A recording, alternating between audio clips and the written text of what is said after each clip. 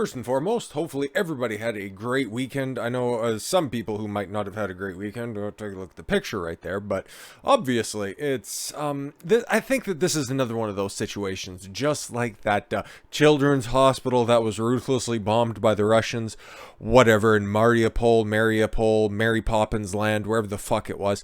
I'm thinking this is probably something fairly close to that, because there's conflicting reports whether or not this was a fully functioning shopping mall, or if it was one of those kind of covert troop deployment centers. I'm sure the truth is probably somewhere in between, okay? There's that old famous axiom, there's always three sides to every story, yours, mine, and the truth. More or less, we're going to find out that it's probably somewhere in the middle, where, I don't know, man, I'm starting to give less and less deference, even though that's kind of been out the window for quite a while on the Ukrainian side of this, based on what we're going to discuss a little later, and it was kind of spoiled in the thumbnail. But if you guys just clicked onto this, I won't spoil any surprise on this, even though it really shouldn't be too much of a surprise. It's just how blatant this is, and the excuses being used for the outright heel turn, let's be completely honest. Anyways, at least 8 killed in Kyiv as shelling destroys a shopping mall. Oh my god, it was just merely a shopping mall, but yet throughout this entire warfare, or conflict, sorry, whatever the fuck it's being called, a ruthless genocide of the Ukrainian people, is that what we're going with? Okay, thanks. That's what the media's calling it, at least. But no, the Ukrainians are using guerrilla warfare tactics, okay? They're using civilian structures to pick off Russians, one after another. You can see that through, yes, the UN statistics that are out there, okay? Civilian casualties and troop casualties, okay? It's remarkably high how many troop casualties there are compared to civilian casualties. And again, yes, UN statistics, CDC statistics, okay, you got to take that with a backhoe full of salt, if we're being completely honest. But remember, if Russia wanted to flex their fucking military might on them, they have 1 million troops at the ready. And so much more, or rather, so many more different munition capabilities than what they're using right now. Because they're just using, like, ground weaponry, okay? Troops and troop transport vehicles and tanks with just a little bit of a degree of range on their shot. It's like they could be just fucking glassing the place with fighter pilots. But they're not, because the ghost of Kyiv is taking care of that, if anybody still believes that.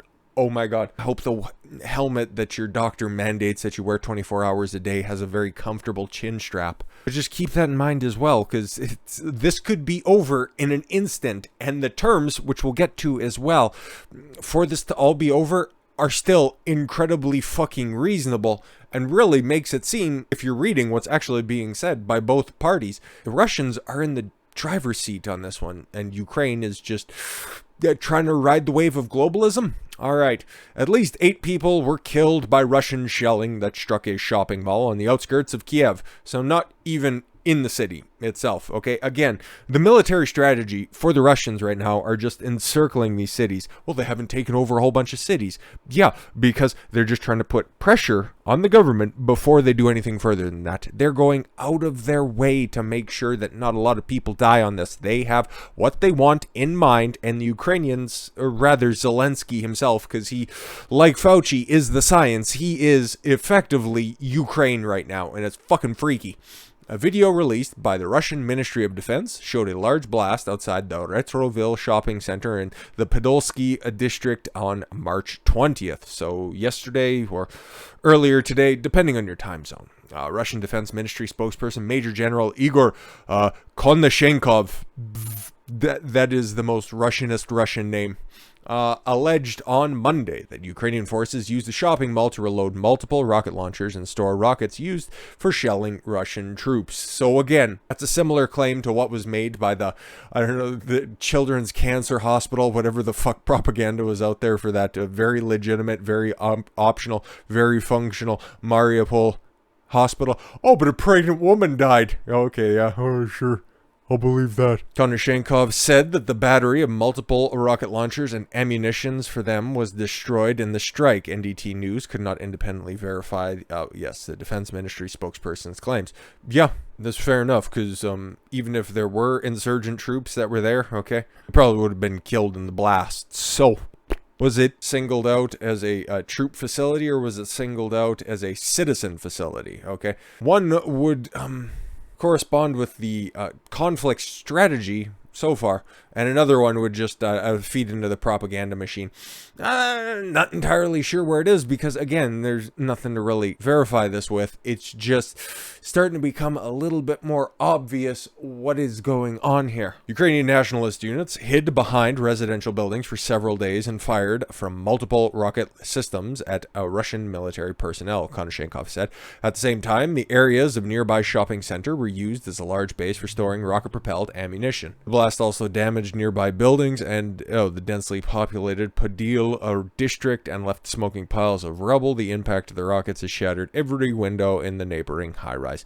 Yeah, obviously. Is that the shopping center? Is that the high-rise? It really, really doesn't much matter. But again, if they were using it as a military base of operations, then yeah, it was going to get shelled. And considering only 8 people died, or at least 8 have been confirmed right now, this is a pretty hot story. Like, this is just kind of fresh off the propaganda press, so who really knows what the death toll is going to be. But if it's a highly dense, highly populated area, and so far only 8 confirmed deaths, how dense and how populated was it? Well, they are Ukrainian, so they are fairly dense. But again, what are the terms for this war to be over? Okay, it's a 6-point strategy, but yet there's like 2 that are just non-negotiable at this point. So let's get into it. Russian Prime Minister Vladimir Putin laid out several demands for Ukraine, including 2 most difficult issues during a phone call with Turkish President Erdogan. Tayyip Erdogan, whatever. The demands can be divided into 2 parts. Turkish presidential spokesperson Ibrahim Kalin told several media outlets the first 4 articles appear to be possible common grounds for both sides. Basically, there are 6 topics discussed. The first is Ukraine's neutrality, that is, its withdrawal from NATO membership and the EU as well.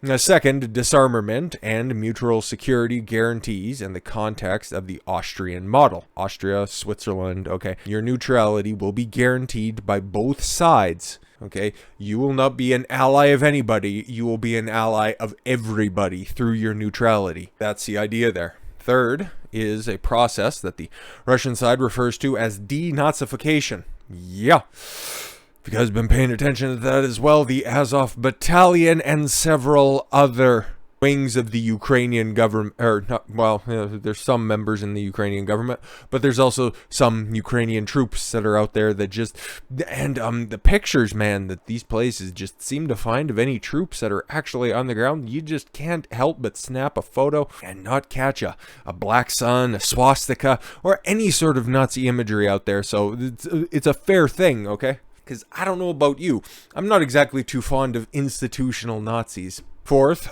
removing obstacles to a widespread use of a Russian in Ukraine. Oh, the Russian language that must refer to, okay. Because, let's be frank, it wasn't that long ago that Ukraine was a part of the USSR, and there's still a lot of like ethnic Russians that live in Ukraine, and if they want to talk Ukrainian, that's totally fucking fine, I guess. But again, I'm not over on the ground in Ukraine. I just, some of my heritage is over there, but I know that it's pretty fucking intermingled over there. It's not exactly a fucking big secret over there. There's lots of Russians in Ukraine, and there's lots of Ukrainians in Russia, because they fucking border on one another. Some progress has been made on the above 4 topics. However, it is too early to say if there's potentially a full agreement that could be reached, because there are 2 most difficult areas. Putin forward 2 territory related demands. Well, the territory that he's demanding, yes, Crimea and the Donbass region, they don't want to be a part of Ukraine. They want to be a part of Russia, okay? And they've already had their separation talks, and they're fucking leaving. They don't want to be a part of Ukraine. So I don't really know what there fucking is to say about that. And you know why they want to be a part of Russia? Because there's so many ethnic Russians that are there. Duh. Putin would require Ukraine to recognize Russia's annexation of Crimea and admit the independence of the Donbass, the disputed region in southeastern Ukraine. Luhansk and Donetsk, right there. Yeah. Putin recognized the independence of the so-called Donetsk People's Republic and the Luhansk People's Republic, two separatist territories in the Donbass, days before he ordered a full invasion of Ukraine. Putin reportedly told Erdogan he would hold talks with Ukrainian President Volodymyr Zelensky personally about the territory-related issues if the two sides reached common ground on the first four areas. That would make sense. You have a list of demands. Some of them are a little bit more reasonable without having to really give up all that much. Okay, you discuss those, you hammer those out, and then you start to get to the little bit more difficult points. Okay, that's just the standard fucking negotiation tactics. And let's be fair, the ones that are just a little bit more tenuous are probably the ones that he would much rather have, but they aren't necessary to the overall victory. Okay, it's like, listen, we have a big list of 6 things, but if you give us 4, we'll call it a day. That must be those two issues, Crimea and then Donbass. And I was like, okay, because I don't see anything else, and the rest of it's just kind of irrelevant. But what about Ukraine's response to this? Well, clearly, there's going to be more Russian help on the way, so that means that the West needs to get in here, and they need to start enforcing no-fly zones, like the stupid fucking Conservative Party of Canada is saying. Oh my God, the fucking disgrace of a party. Anyways, my personal beef with them aside, Ukraine sees signs of another neighbor planning direct invasion. Aha, we see people all around us, and they're all conspiring against us, and they want to see our downfall. We're the good people in this one. Remember, guys, we are the good people in this one. Ukraine's Ministry of Defense on Sunday claimed that Belarus is preparing its military to invade Ukraine before warning Belarusian President Alexander Lukashenko, an ally of Russian President Vladimir Putin. Haven't you been alleging that for like a month now at this point? Okay, haven't you been making claims that, oh, Belarus is helping out Russia, oh, it's terrible, we need to start sanctioning them as well? And some fucking dimwits out there have already started to place sanctions on Belarus, which, once again, this is retarded. Okay, all of these sanctions, you know what it's doing? It's consolidating power with Russia and China and India, which, in case you haven't forgot, is a lot of land and is a lot of fucking people. It's like half of the world's population right fucking there. And you're just trying to strengthen that bond together while pushing everybody else out. Oh, but we have the moral high ground. Let's see where that fucking gets you. Oh, but our sanctions is going to cripple the Russian government any day now. Sure it is. They are completely self-sufficient, and they're going to have a lot of other buyers for their wares throughout the entire world. And guess what? They have those huge population bases in China and India, which right there, 2.5 billion fucking people. I think they're going to find some buyers, and they're all too willing to help out. And they're starting to realize that, if we have all the people, we're going to have all the power, and we're the aspiring nations on the come up right now. Oh, my friend, we're going to have big win. Fucking retards, dude. Continue to push your great reset while the rest of the fucking world to start, coming up and taking all the economic prosperity that's out there for the world to take. There's so much money being left on the table by these virtue signaling dolts. But whatever. No, there's the people that are just fucking bearing down on Ukraine, which I don't know. Are they still winning the war? Because I hear that there's huge casualties, and oh my God, they're just attacking citizens right now. They're just so rough right now. That's why they're going to have to start pulling in more neighbors, which were apparently helping before. But don't look back at old reports where they said that Belarus was coming in any day now. There are signs of preparation that Belarus may carry out the direct invasion of the territory of Ukraine. Oh my God, the defense ministry wrote on social media. According to a translation, it did not provide evidence for the claim, nor did it provide other details. Okay, cool. So just more baseless claims of fucking retardation. What is Zelensky up to then? Well, he's imposing martial law and locking down all opposition. Not quite all opposition, because he's still letting the Nazi party flourish. Big fucking shock. Oh, but he's Jewish. Why would he have Nazis in his country? Why would he arm them? That's a better question. Anyways, Ukrainian President Volodymyr Zelensky announced a measure that bans 11 opposition political parties alleging to have ties to Russia. Where have we seen that rhetoric before? Oh, we can't have any of those oppositions. They're clearly Russian supporters. Okay. He announced in a Telegram video posted on March 20th, any activity of politicians aimed at splitting or collaborating will not succeed, said the authoritarian.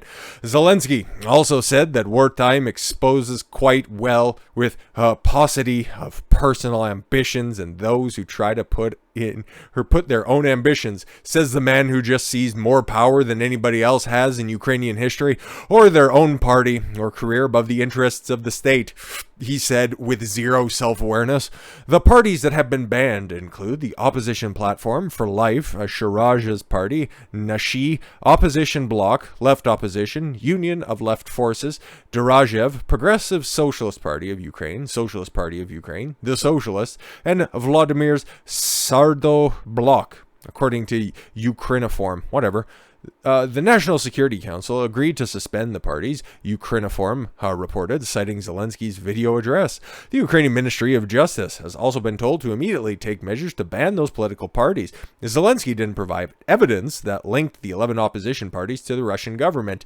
That's fine. He doesn't need to, because guess what else another stable, very honest individual would do? Consolidate the media.